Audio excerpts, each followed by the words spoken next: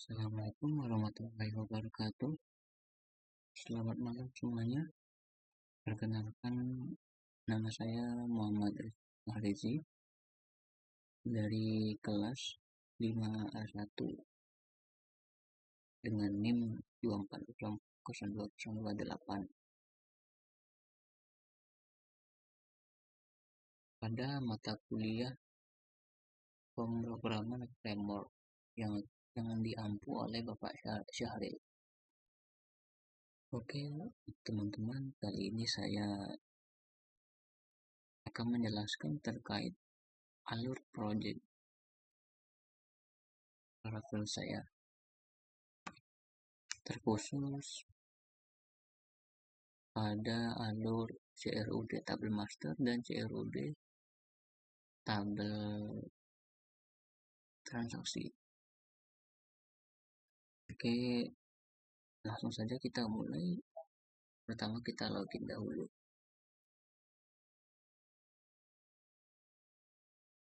Di sini saya login sebagai super admin. Oke, dan ini adalah halaman dashboardnya. Tapi belum saya perbaiki. Oke, langsung saja ke master table-nya. Saya akan mengambil contoh tabel supplier. Oke, ketika saya menekan supplier ini di sidebar, oke, saya tekan, data dikirim melalui root. Oke, ini adalah root supplier.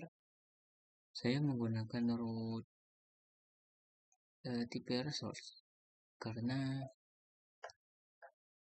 resource ini sudah menyangkut semua hal terkait CRUD. Jadi saya menggunakan root tipe resource saja agar lebih efisien dan hanya satu baris saja,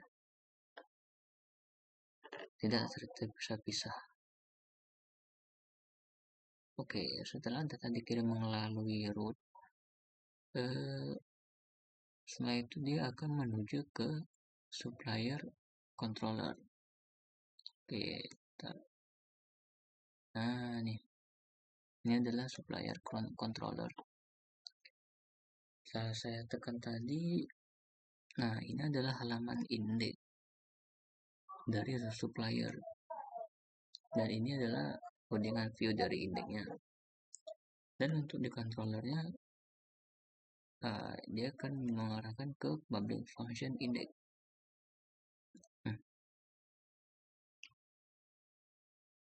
Dia akan apa istilahnya? Kita sini mau milih tabel pemasok dengan alias P. Lalu saya select semua kolom yang ada di tabel pemasok untuk menampilkan yang data yang ada di database untuk ke view sini. Oke, dan ini adalah saya gunakan ini perintah untuk fitur ini, cari ini. Misalnya saya cari Photoshop. Nah, dia akan memfilter satu saja sesuai apa yang dicari. Jadi itulah kegunaan dari ini.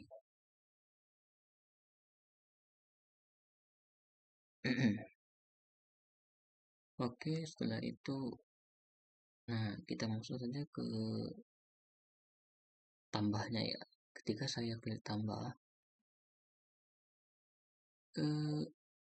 data dikirim melalui root supplier tadi, lalu menuju ke public function create. Di sini berisi akan menampilkan view suppliers create. Oke, langsung aja. Nah, ini adalah tampilan view create dari supplier. Oke, kita coba isi ya. Bentar. Oke, kodenya S ya. Kita tambah S 005. Oke, namanya PT. Jaya bersama. Jaya bersama.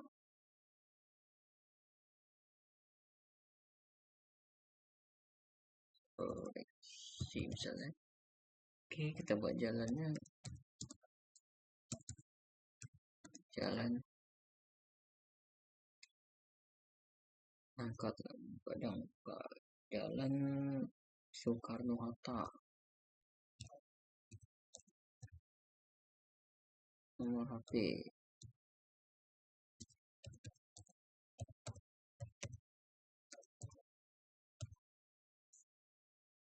Oke, lalu setelah diisi, ketika saya klik simpan, dia akan menuju ke controller yaitu public function start, di mana dia akan memvalidasi dahulu kolom-kolom kolom data yang kita isi ini. Ada kode, nama, alamat, klik sesuai apa perintah validasinya ya. Lalu jika semuanya tidak ada masalah, dia akan atau langsung menginsert ke tabel pemasok.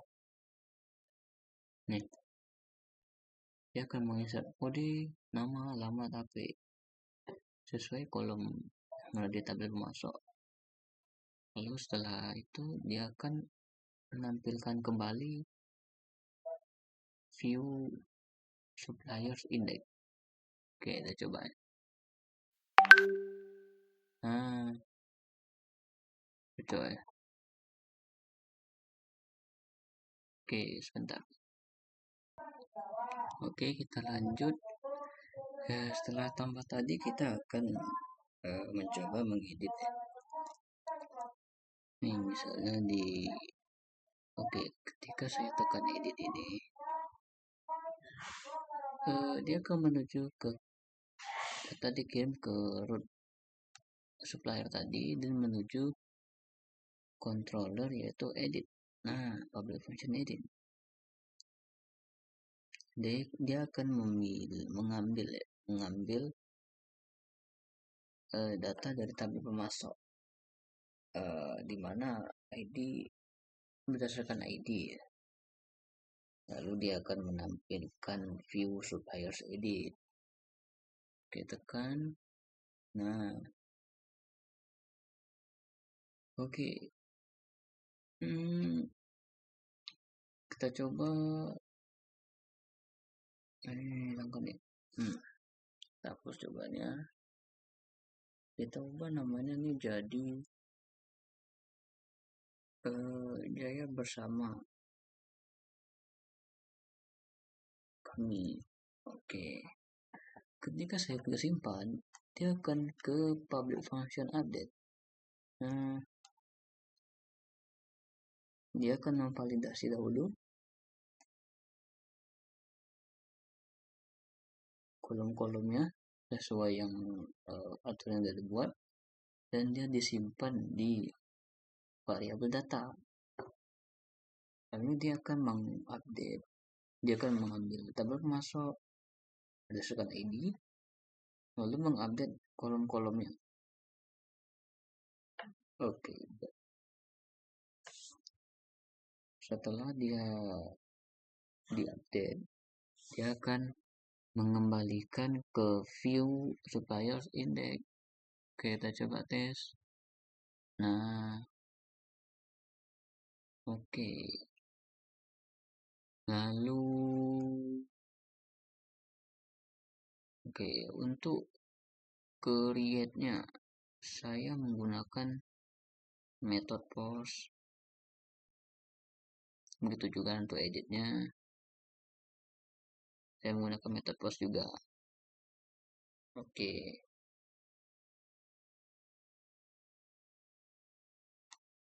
Oh ya, maaf saya lupa untuk hapusnya ini ya terakhir. Oke, untuk hapus ini ketika saya klik hapus, nah muncul alert dahulu ya, maka tidak langsung ke trigger. Ketika saya klik OK, dia akan ke public function destroy. Nah, ini dia akan mengambil data dari tabel pemasok berdasarkan ID yang dipilih. Lalu dia akan mendelete-nya. Setelah delete, dia akan mengembalikan ke halaman supplier index. Oke, kita coba. Oke, sudah terhapus. Oke, jadi untuk CRUD supplier sudah clear. Kita akan lanjut ke CRUD transaksi. Oke, kita lanjut ke transaksi. Saya akan mencontohkan ke transaksi pembelian. Oke, ketika saya klik pembelian ini pada sidebar, dia akan data dikirim ke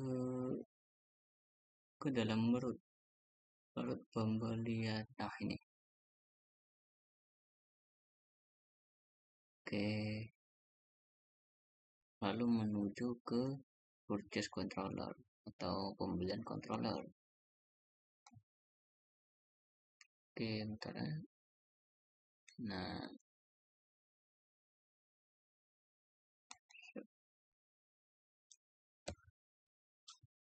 oke, lalu dia akan pertama mulai ke public function index. Dia akan mengambil tabel beli, lalu dia akan menjoinkan antara ID yang ada di tabel masuk dengan ID pemasok yang ada di tabel beli. Lalu dia akan menilai ke semua kolom yang ada di tabel beli. Lalu juga ini saya menggunakan alias nama, kolom nama pada tabel pemasok saya aliaskan jadi pemasok. Lalu dia akan mereturn ke view purchase index. Oke, kita tekan ya. Nah, ini adalah indeks dari pembelian, transaksi pembelian. Sebelumnya saya menggunakan query ya, query langsung karena bagi saya lebih mudah dipahami untuk pembelajaran. Itu saya yang masih awal agar paham-paham, kelihatan di mana dia join-joinnya. Kalau menggunakan model dia tidak kelihatan ya di mana joinnya. Saya lebih memilih menggunakan query. Oke, langsung saja kita ke tambahnya. Ketika saya klik tambah, dia akan menuju ke public function create. Di sini dia mengambil tabel pemasok dan juga tabel perjasa. Lalu dia juga, oke kita coba ya, kita masuk dulu ke halaman create. Nah, nomor nota ini dia otomatis melalui ini. Nah, formatnya itu adalah nih BL ini adalah beli, lalu ada tahun, lalu bulannya, eh, tanggal hari ya. Lalu 3 digit ini adalah angka ID user yang login, yang menginput datanya, data beli transaksi beli ini. Lalu yang 0001 ini adalah nomor urut, iya, ya, nomor urut untuk data, ada berapa data yang diinputnya lah ya. Oke, lalu kita coba isi data ya. Lalu kita pilih barang. Nah, kita masih beli ban lah ya. Ada tambahan 5. Dan untuk yang di atas ini, dia akan menyimpan ke tabel beli. Sedangkan yang di bawahnya akan menyimpan ke tabel mutasi, TB mutasi. Oke, ini juga bisa ditambah-tambah item kalau mau lebih banyak. Kita coba tes 1 saja. Lalu ketika saya klik ke simpan pembelian ini, dia akan mengarah ke public function store. Pertama dia akan memvalidasi dulu ya kolomnya, nah bukti, tanggal, ID pemasok. Lalu juga ada item-item ini, ID part, quantity, dan harga belinya. Setelah itu, dan ini ada untuk transaksinya total lah ya. Variabel total ini isinya kayak penjumlahan ya, antara ini quantity dengan harga belinya, makanya dia bisa otomatis ini. Nah, sum berubah atau sum total ya, otomatis deh menggunakan nih perintah ini yang disimpan melalui variabel total. Setelah itu, nah dia akan menginsert, dia mengambil tabel beli, lalu menginsert kolom ini ke dalam tabel beli. Terus dia akan juga menginsert ke tabel, mengambil tabel mutasi dan menginsertnya ke tabel mutasi kolom ini semua kolomnya ini.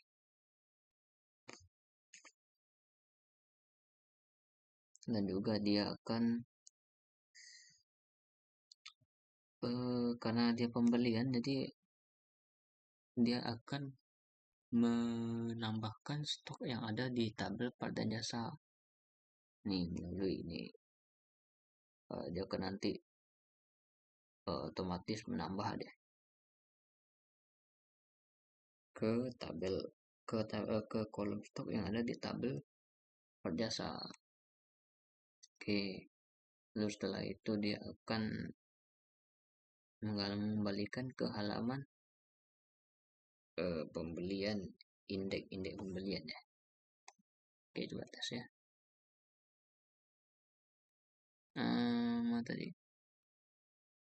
Ini ya, yang tadi ya barusan ya. Nah, oke, ini untuk detail ada juga ya. Nah, oke, lalu ini adalah untuk detail. Detail ini adalah detail yang berisi gini. Oke, dan juga kita bisa mencetak cetak invoice untuk per transaksinya ya. Terus dulu. Ini kalau untuk invoice. Kalau invoice itu akan di public function, nah invoice PDF. Dia akan mengambil tabel beli, tabel mutasi, atau juga di join-joinkan juga ya. Nah, ini dia untuk ininya. Untuk dia bisa ke cetak PDF. Inilah perintahnya yang disimpan di dalam variabel PDF.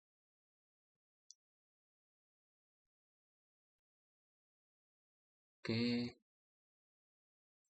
lalu ke nih, masuk ke laporan rincian.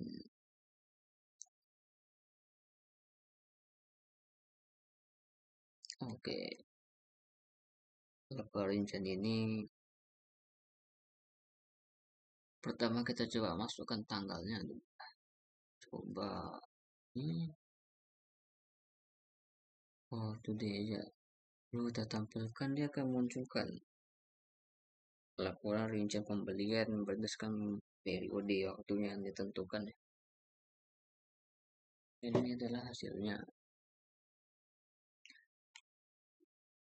Untuk controllernya yaitu ini public function rincian. Ini adalah tanggal awal dan tanggal akhirnya. Lalu dia akan untuk isinya itu dia akan mengambil dari tabel mutasi yang sudah joinkan. Ini ada 3 macam join. Nah, yang ini untuk periode waktunya ya. Diambil dari kolom tanggal di tabel tanggal awal tanggal akhirnya. Setelah dijoinkan pada tabel mutasi tadi, dia akan select tabel beli dari tabel pemasok, tabel jasa, dan mutasi. Nah, setelah di select, dia akan menampilkan ini nih, halaman view dari rincian, dan ini adalah data yang sudah di select tadi. Di sini juga bisa dicetak PDF ya. Nah, cetak PDF untuk ini dia. Ini adalah public function rincian PDF-nya. Dan ini adalah perintah untuk bisa cetak PDF-nya ya. Dan disimpan melalui variabel PDF. Setelah perintah ini baru dia akan mengembalikan ke halaman view laporan rincian pembelian PDF. Ini dia, mana dia, laporan rincian. Nah, ini inilah view-nya ya. View dari cetak PDF rinciannya. Oke, begitu juga dengan rekapitulasi juga sama, pilih periode. Nah, hari ini tampilkan. Nah, ini adalah public bisa rekapitulasinya.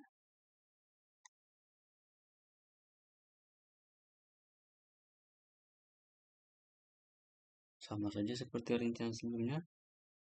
Mengambil tabel beli, dijoinkan, lalu diselect. Setelah itu dia akan mereturn view halaman rekapitulasi dari pembelian. Dan juga bisa dicetak PDF. Nah, kira-kira seperti itu.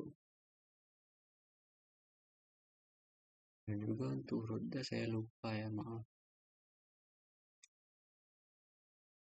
Ini adalah root untuk curutnya. Dan ini root invoice dari pembelian.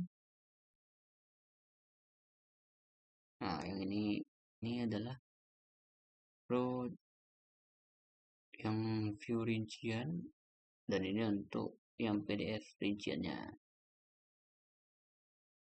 Lalu juga ini ada rekapitulasi dari pembelian, view-nya.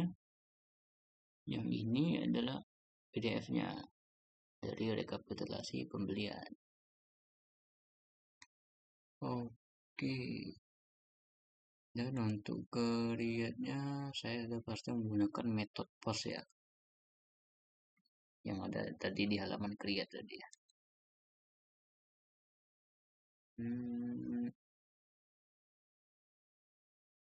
Oke. Oh ya, dan ini juga ada pencatatannya ya kalau tadi. Nah, ini nih.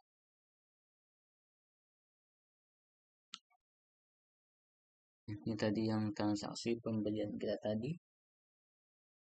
Ya, ada nih. Apanya stok yang bertambah.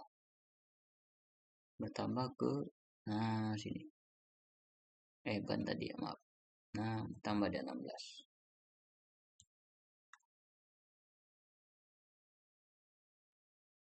Oke. Oke, kira-kira segitu saja penjelasan dari saya terkait CRUD Master Table dan juga transaksi, khususnya pembelian. Sekian saja dari penjelasan dari saya. Mohon maaf jika ada salah kata dan kekurangan. Saya cukupkan di sini. Terima kasih atas perhatiannya. Wabillahi taufiq wal hidayah. Wassalamualaikum warahmatullahi wabarakatuh.